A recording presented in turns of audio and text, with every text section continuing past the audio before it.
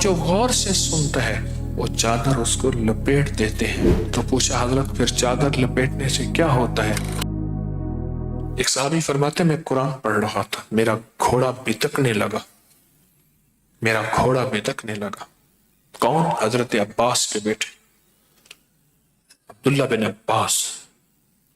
میرا گھوڑا بتکنے لگا اور میں نے محسوس کیا کہ اس کے اوپر ایک چھتری ہے اور اس میں کمکمے ہیں، فانوس ہیں اور ایک روشنی کا بادل ہے۔ آقا کی بارگاہ میں صبح جا کے عرض کیا، فرمایا وہ فرشتے تھے جو اس کی رحمت سے اترے تھے اور تیرے اوپر چھاؤں کر رہے تھے۔ اور پھر فرمایا مفہوم ہے، جو بھی قرآن سنتا ہے پڑھتا ہے اس کے اوپر ایسی رحمت اس کی چھاؤں میں آ جاتی۔ سائیں ایک بزرگ تھے، سائیں توکل شاہ امبالوی رحمت اللہ علیہ، اللہ کے ولی تھے، صاحب نظر صاحب کشف تھے۔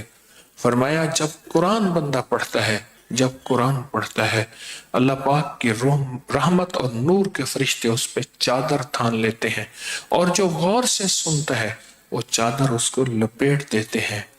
تو پوچھا حضرت پھر چادر لپیٹنے سے کیا ہوتا ہے؟ فرمایا جس پہ نور اور رحمت کی چادر لپیٹ دیتے ہیں اس سے غم، بیماریاں، بلائیں، تکلیفیں ایسے دور ہوتی ہیں جیسے تیز ہوائیں بادل کو اٹھا کے لے جاتے ہیں۔